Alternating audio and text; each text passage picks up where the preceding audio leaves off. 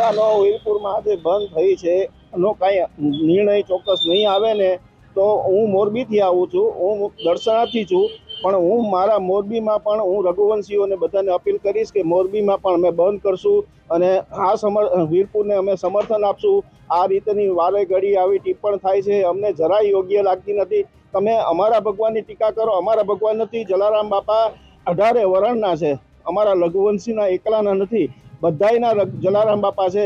અને તમે જલારામ બાપાની આ ટીકણા કરી અને તમે તમારા ધર્મને ઊંચો લાવવા માટે બીજાના ધર્મને નીચો કરો છો, એ વાત ક્યારે વ્યાજબી છે? તમે જે કહો છો કે મેં આ વાંચ્યું, આ કયા ચોપડામાં તમે વાંચ્યું? જે ચોપડામાં તમે વાંચ્યું એ ચોપડા અમને બતાવો, અમારે વાંચવું છે। બાપાના ઇતિહાસમાં કાંઈ આવવું હોય, અમારી સમજફેર થતી હોય, અમે જાણતા ન હોય તો તમારી પાસે વધારે જ્ઞાન છે તો અમે જાણી શકીએ કે કઈ રીતે આ બાપા પહેલા જુનાગઢ સેવા કરવા ગયા।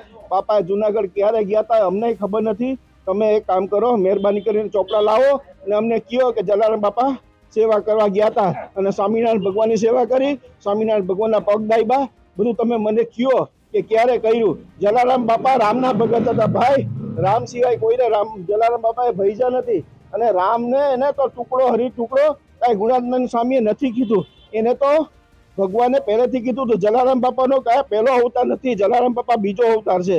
જલારામ બાપાનો પહેલો અવતાર આપા જાદરા હતો, ત્યાં એને ખવડાવતા એની ઈચ્છા પૂરી થઈ ને એટલે આ બીજો જન્મ એનો આવ્યો ખવડાવવા માટે।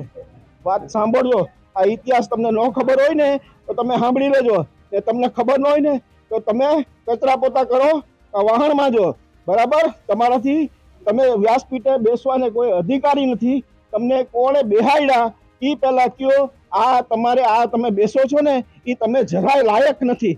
વ્યાસપીઠ પરથી બોલવા વાળો માણસની ગરિમા આવી જોઈએ, તમે ગરિમા હાવ ચૂકીને બોલો છો, આ તમે જરાય શોભાશો તમને લાગતું નથી।